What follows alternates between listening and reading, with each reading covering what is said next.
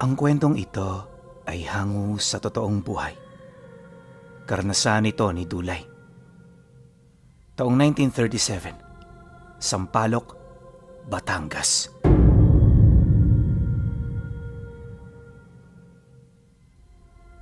Maraming dahilan kung bakit napakayaman noon ang pamilya ni Dulay sa lugar ng Sampaloc at sa mga karatig probinsya nito.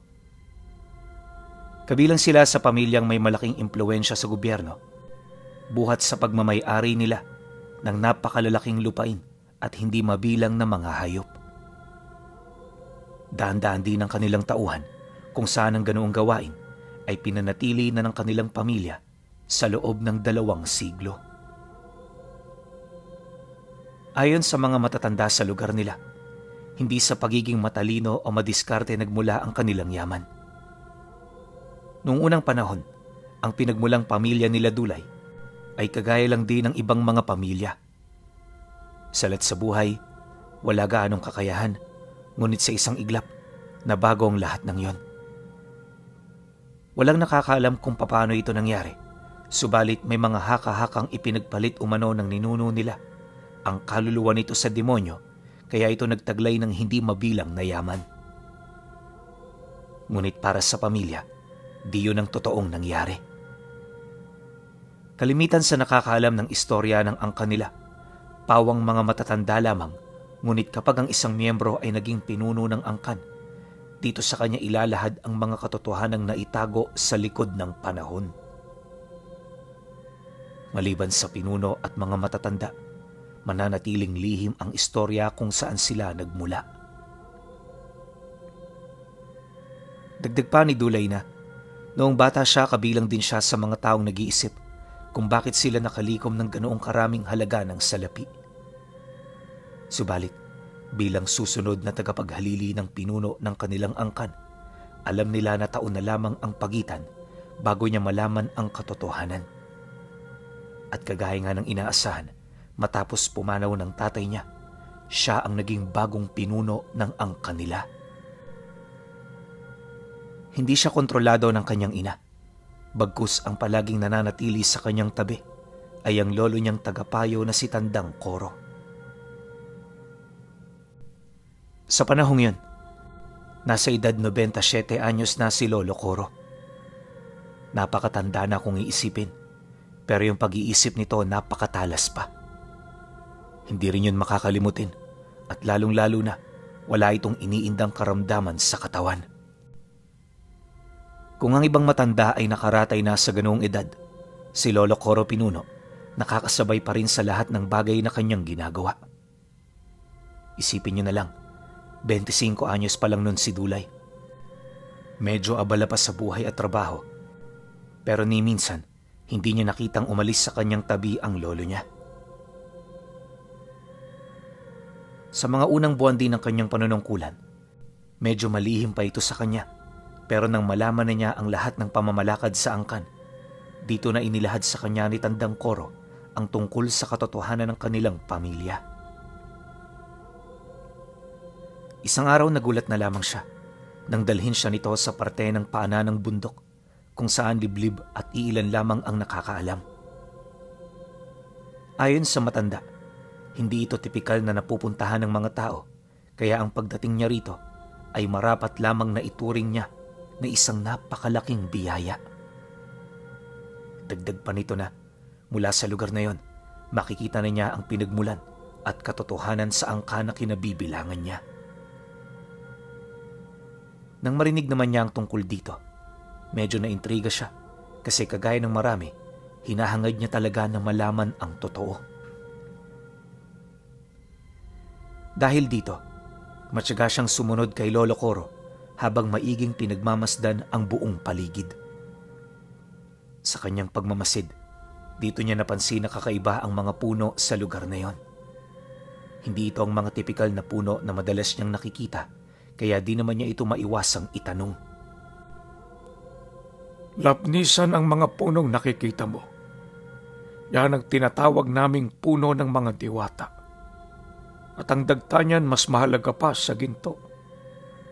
Napapansin mo ba, Dulay? Napakabango sa lugar na ito.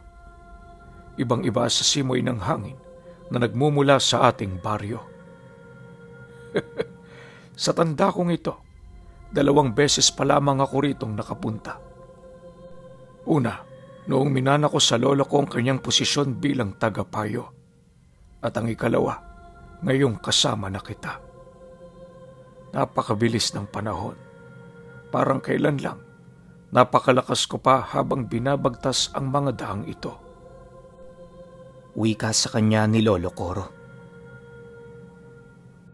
Pagkarinig niya sa sinabi nito, literal na wala siyang maisagot. Ang bibig at ang isip niya tila bang nablangko. Animoy hindi siya nito pinahihintulutan na gumawa ng kahit na anong ingay sa lugar na pinagmula ng kanyang mga ninuno.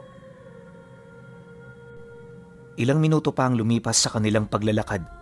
Meron silang narating na kubo. Nagawa ang bawat parte nito sa kahoy ng nara. Kahit antigo at napakatanda na ng puno, di mo ito makikitaan ng kahit na anong senyales ng pagrupok o pagguho.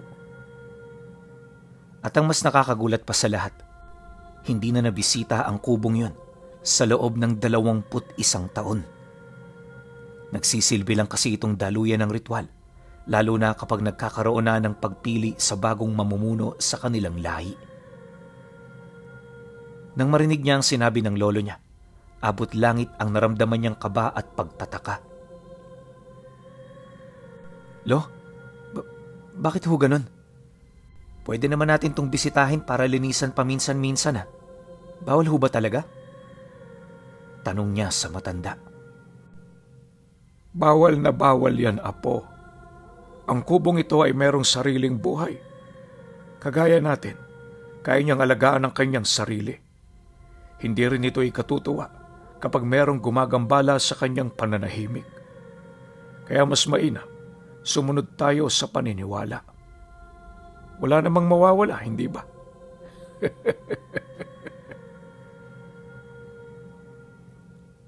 Nang marating naman nila ang harapan nito, akala niya kaswal lang sila doong papasok. Pero hindi pala. Paghawak ng matanda sa pinto, napakarami pa nitong ritual na ginawa bago nito buksan ang trangka. At mula rito, unti-unti na niyang nakita ang nilalaman ng loob. Sa maniwala man kayo o hindi, kahit nakasarado ito sa loob ng 2 dekada mahigit, wala kang makikitang kahit isang alikabok sa loob ng bahay. Yun bang parang may naninirahan doon kahit wala naman? Ganon na ganon ang una niyang naramdaman, kung kaya't habang naglalakad sila papaloob, napapansin niya na unti-unti nang lumalakas ang kaba sa kanyang dibdib.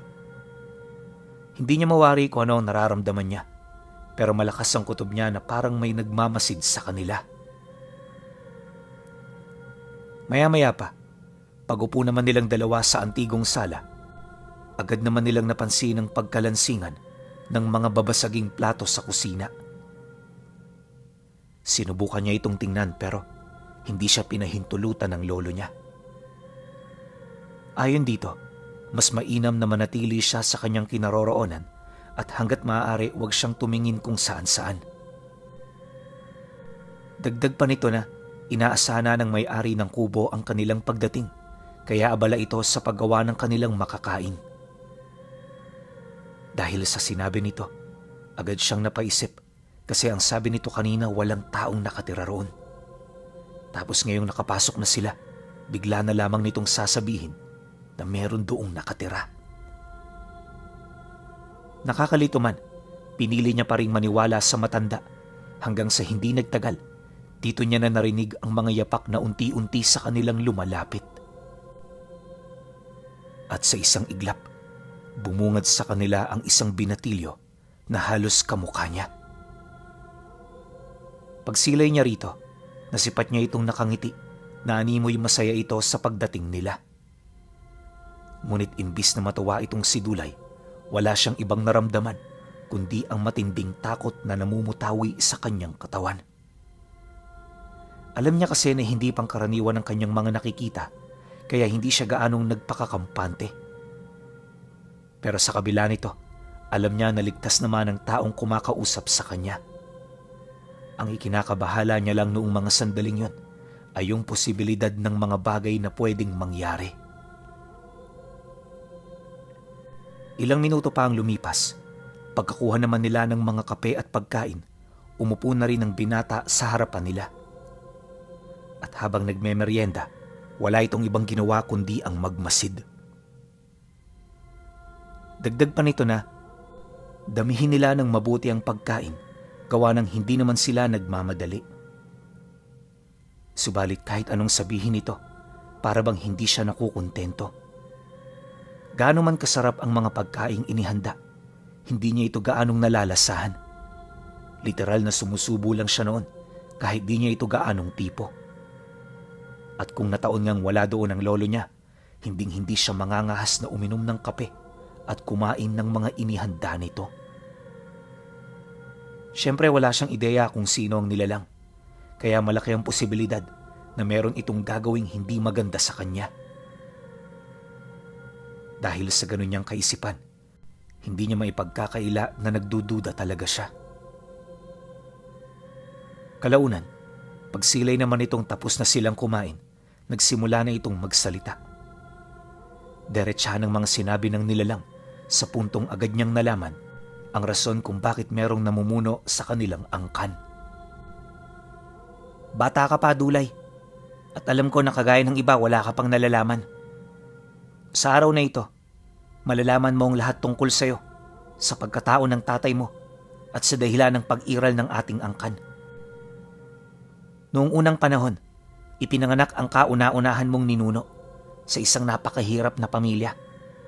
Isinilang siya ng nanay niyang nag-aagaw buhay, kung saan pagkaluwal niya, agad yung namatay. Pamamayagpag noon ng mga Kastila, kaya wala silang nagawa para matulungan ito. Ang mga katulad nilang Indio ay mabababang lahi at hindi nalalayo sa mga aso. Napakasakit para sa kanya ng mga nangyari, kaya pagtungtong niya sa tamang edad, ipinangako niya sa kanyang sarili na kailan may hindi dadanasin ng mga susunod na henerasyon ang hirap na kanyang pinagdaanan. Ngunit hindi ito nangyari, at ang masaklap, kabaliktaran ng kanyang mga inaasahan ang naganap. Dagdag pa nito na nagsimula ang lahat ng kanilang paghihirap noong nakulong ang tatay niya dahil sa nagnakaw ito ng kakarampot na tinapay sa mga Kastila. At ang naging parusa, habang buhay na pagtatrabaho sa paggawaan ng pulbura. Hindi na niya alam kung saan ito dinala. Gawa ng pinalakbay ito noon ng mga Kastila sa isla kung saan ito higit na kinakailangan. At magmula noon, hindi na niya nakita ang kanyang ama. Yung mga kapatid naman niyang sumunod sa kanya, naghirap kasama niya. Sa 8 magkakapatid, 4 na lamang sila noong natira. Kung ano-ano na lang din ang kanilang kinakain hanggang sa may nakilala itong matanda na nagpabago sa kanyang buhay. Sa pamamagitan ng isang libro, ibinahagi nito ang lihim tungkol sa nilalang na tumutupad ng pangarap. Nung makuha ito ng ninuno niya, agad itong naniwala. Hindi dahil sa alam nito kung ano ang kanyang ginagawa, bagkus ay patuloy pa rin itong nagbabakasakali sa posibilidad na makalaya sila sa ganoong sitwasyon ng buhay. At sa loob ng 1 buwan, sinikap nitong tawagin ng nilalang na tumutupad ng pangarap. 3 linggo niya itong pinagdasalan hanggang sa dumating na nga ang kabilugan ng buwan. Bago ito bumuo ng ritual, umukit muna ito ng mga simbolo gamit ang sarili nitong dugo. At sa pinakagitnang bahagi ng simbolo, naroon ang isang maliit na banga na gawa sa purong luwad. Papaikot naman dito ay ang iba't ibang uri ng mga elemento na sumasakatuparan sa buhay at pag-iral ng nilalang na tinatawag. Walang eksaktong pangalan ng nilalang na yan dahil ayon sa ninuno niya, umiral ito bago pa man ginawa ang mundo. At sa sobrang makapangyarihan ng nilalang, iisang tao lamang ang may kakayahang tumawag dito. At yun ay walang iba, kundi ang misteryosong matanda na nagpasa sa kanya ng kapangyarihan. Pagdinig naman ito sa kanyang pagtawag, agad niya itong pinapasok sa banga na gawa sa luwad. Hindi maaaring magtagal sa mundo ang nilalang, kaya naman ikinulong niya ito upang matupad ang 5 nitong pangakong kahilingan. Matapos itong maisakatuparan ng kanyang ninuno, dito na ito nagsimulang humiling. Una, lahat ng mga nakakakilala sa kanya ginawa niyang gabunan na magpoprotekta sa kanya at sa mga susunod niyang pamilya. Sinasabi na ang mga gabunan ay walang kamatayan at palaging nakasunod sa mga napiling mamumuno ng angkan. Ito ang nagsisilbi nilang kalasag at sandata laban sa kahit na anong uri ng banta. Ang sumunod namang hiling nito ay ang walang katapusang kayamanan. Sa pamamagitan nito, kailan may hindi na mararanasan ng mga susunod na henerasyon ang hirap na kanyang pinagdaanan. Hindi nagtagal, ilang buwan lang lumipas, mula sa laylayan umarak sa rurok ng sibilisasyon ang ninuno niya. Agad itong nakilala ng mga Kastila kung saan marami ang sumubok na ito ay mapabagsak. Ngunit sa kasamaang palad, hindi nila ito nagawa at ang tanging naging kabayaran sa kanilang mga kapangasan ay ang pagkamatay ng marami sa kanilang mga mandirigma. Magmula nang mangyari ito, kabilang na ang ninuno niya sa mga makakapangyarihang taong nagmalabis na itakwil ang mga dayuhan sa bansa. Di man nila ito nagawa sa kanilang panahon, laking pasasalamat ng kanyang ninuno na hindi nasayang ang kanilang mga pinaghirapan. Dagdag pa ng nilalang na ang ikatlo nitong kahilingan sa nilalang ay ang paglipat ng kanyang kamalayan sa mga anak niyang mapipili. Ito ang rason kung bakit nagkakaroon sila ng otoridad para makagawa ng 5 kahilingan. Matapos naman itong mailahad ng kawangis niya, hindi na nito sinabi ang sumunod pang 2 kahilingan ng ninuno niya. Medyo naintriga siya ukol dito, pero yun nga lang, hindi siya nakakuha ng kasagutan. Ayon sa nilalang, personal na kahilingan ang ika-4 at ika-5, kaya hindi niya ito maaaring sabihin kahit sa taong namumuhay ang wisyo ng unang tumawag sa kanya. Dagdag pa nito na, hindi na mahalaga kung ano nangyari sa nakaraan. Ang importante ay kung ano ang kanyang gagawin sa 5 niyang kahilingan. Nang marinig naman ni Dulay ang sinabi nito, bigla siyang napatahimik kasi napagtanto niya na yun pala ang nilalang na tinutukoy nito sa kwento. Hindi man makapaniwala noong una, ngunit sa tulong ng lolo niya, nagawa niya itong paniwalaan. At nang matanggap na niya ang lahat-lahat, mariin na niyang pinag-isipan ang mga bagay na gusto niyang hilingin. Maging maingat at huwag magpadalos-dalos tao. Bawat kahilingan ay mahalaga, kaya piliin mo ang mga bagay na makakatulong, lalo na sa mga taong nakapaligid sa'yo. Tapos na ang panahon ng mga digmaan, kaya umaasa ako na ang hiling mo ay para sa ikabubuti ng lahat, alinsunod sa hangarin ng iyong ninuno. Wika ng nilalang sa kanya. Dahil sa sinabi nito, agad naman siyang napaisip ukol sa nais niyang hilingin. Makalipas pa ang kalahating oras ng walang imikan, dito niya napagtanto na gusto niya ng mahabang buhay.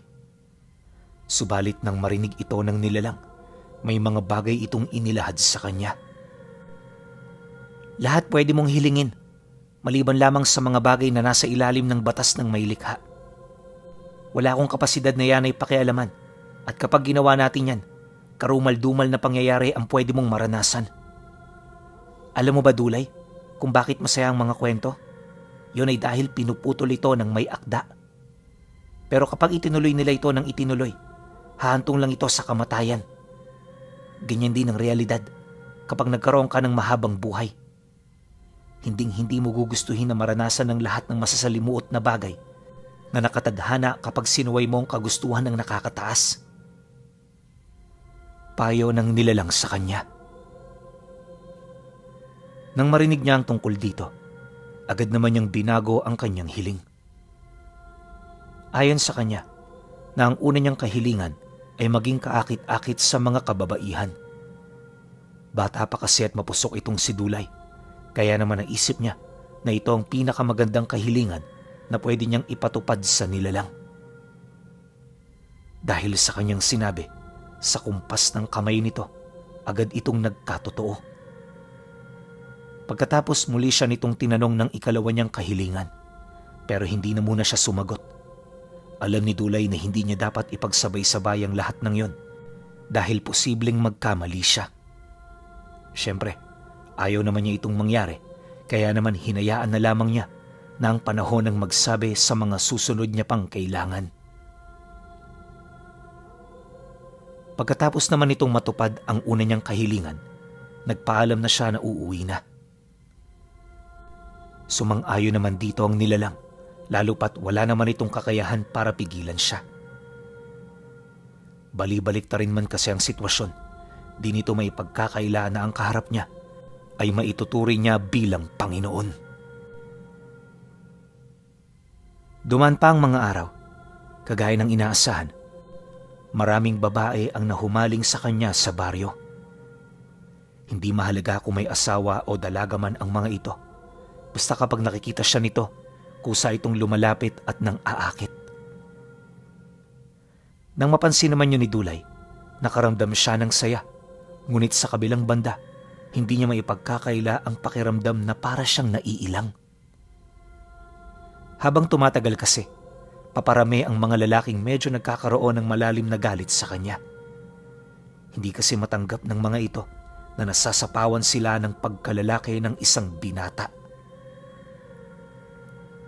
Akala niya hanggang doon lang ang pwedeng gawin ng mga taong yon, pero lingid sa kanyang kaalaman, may mga binabalak na pala itong hinding-hindi niya magugustuhan.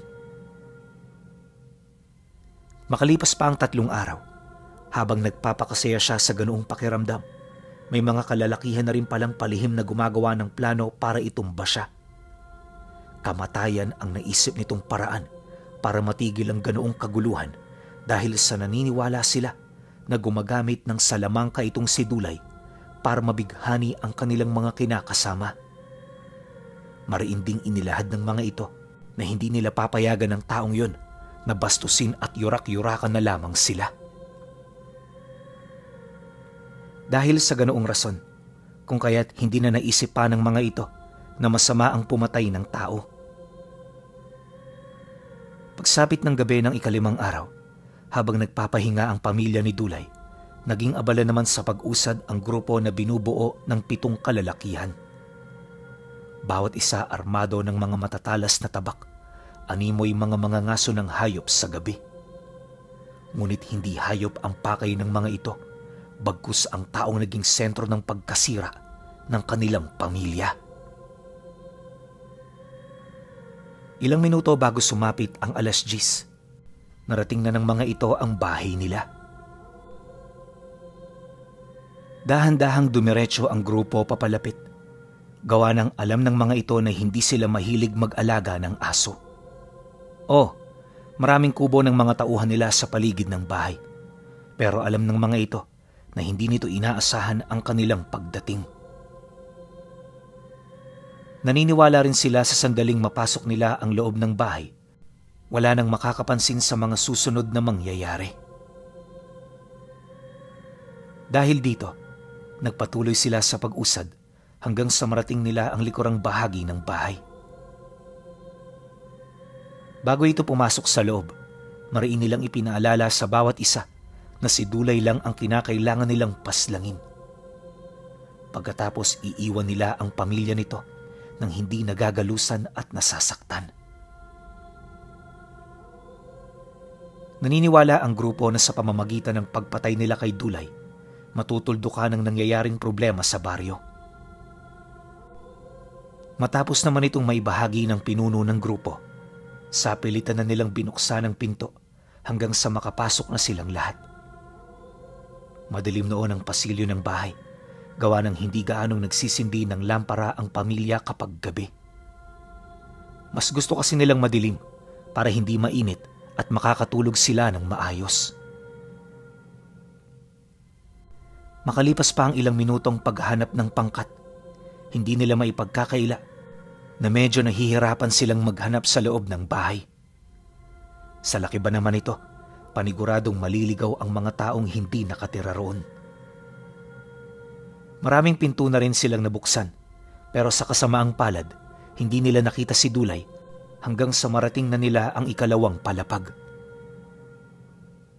Pagdating nila rito, agad namang tumambad sa kanila si Dulay matapos nilang buksan ang unang pinto na kanilang nakita.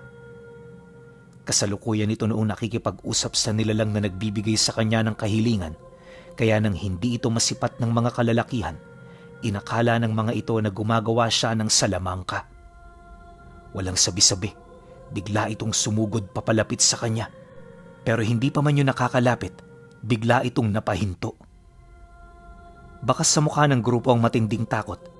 Gawa ng habang pa isa-isa silang pinagmamasdan ni Dulay, napansin nila ang mga nilalang na nakatayo sa karimlang nasa loob ng silid. Alam nilang hindi ito mga pangkaraniwan, kaya naman di na nila pinangasan pang lumapit. Sino ka? Bakit may mga demonyo kang kasama? Tao ka bang talaga? Takot na tanong nung lalaking malapit na sa kanya. Pagkarinig naman niya sa sinabi nito, agad naman siyang tumayo habang sumasagot dito ng, "Katulad niyo lang din ako. Pasensya na kayo kung nagkamali ako sa aking kahilingan. Hindi ko na ito mababawi pa, kaya pakisamahan niyo na lang. Ngunit kung ayaw niyo, lumipat na lang kayo ng baryo. Bibigyan ko kayo ng panahon para magbagong buhay. Nasa sa inyo na lang kung sasayangin niyo ito." Sasayangin? Naririnig mo ba ang sarili mo? Pagkatapos ng lahat-lahat, ikaw pa ang may lakas ng loob na magsabi sa amin ng ganyan? Hindi kami papayag. Magkakamatayan muna tayo bago kami sumunod sa gusto mong mangyari. Pagkasambit nito ng mga kataga, buong tapang naman itong sumugod sa kanya. Subalit habang tumatakbo ito papalapit, bigla itong niyakap sa likod ng kung anong nilalang. Ramdam na ramdam ng lalaki ang haplos nito at pagsilay niya rito, bumungad sa kanya ang mukha ng isang babaeng naaagnas na. Mahaba ang pangil nito, tapos yung buhok nito unti-unti nang pumupulupot sa kanyang leeg. Bago pa man makakilos ang lalaki, humigpit na ito ng humigpit hanggang sa wala na yung nagawa kundi ang mapasubasob sa lupa. Pagbaling nito ng tingin sa kanyang mga kasama, kitang-kita niya ang paglapa rito ng hindi mabilang na mga nilalang. Matapos niya itong masilayan, agad na namutawi ang takot sa buo niyang katawan, sa puntong ang tanging nagawa na lamang nito ay humingi ng tulong sa kanya. Ngunit kagaya ng inaasahan, hindi ito pinakinggan ni Dulay. Ni hindi na nga niya ito tiningnan hanggang sa tuluyan na itong lapain ng mga gabunang nakatira sa kanyang pamamahay. Bago yun lagutan ng hininga, nagbitaw siya ng mga katagang hindi na niya nakalimutan pa. "Binigyan ko kayo ng pagkakataon, ngunit sinayang ninyo. Hindi ko nakasalanan kung naging matigas man ang inyong mga ulo." Pagkasambit niya nito, binali ng gabunan ang ulo nito. Mabilis ang pagpanaw ng lalaki, kaya naman nang nilapa ito ng mga aswang, halos wala na siyang nakitang pagpumiglas. Hindi nagtagal, dali-dali naman itong kinaladkad ng mga gabunan patungo sa silid kung saan sila namumugaran.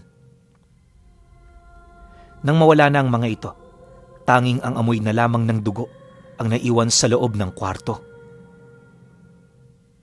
Ilang minuto pa ang lumipas, napabuntong hininga na lamang siya habang tumatabi sa kanyang asawa. Kinabukasan, maaga pang binalot ng gulo ang kanilang bahay dahil sa pagdating ng pamilya ng mga nawala. Sila ang pinagbibintangan nito sa pagkawala ng kanilang mga asawa dahil ilang araw bago mangyari ang pagsalakay nito sa tahanan nila, nabanggit ng mga ito ang tungkol sa kanilang plano. Naniniwala rin ng mga taong pumunta na dahil sa hindi nito pagbalik, paniguradong may kung ano ng masamang nangyari sa mga ito. Matapos naman yung marinig ni Dulay, hinayaan niya ang kanyang asawa ang kumaharap sa sitwasyon. Ngunit sa kasamaang palad, mas lalo lang itong lumala ng lumala hanggang sa may namatay na sa kanyang pamilya. Hindi ito ikinatuwa ni Dulay, kaya naman ang ikalawang naging kahilingan niya ay ang paglipol sa lahat ng taong may kinalaman sa pagkamatay ng mahal niya sa buhay.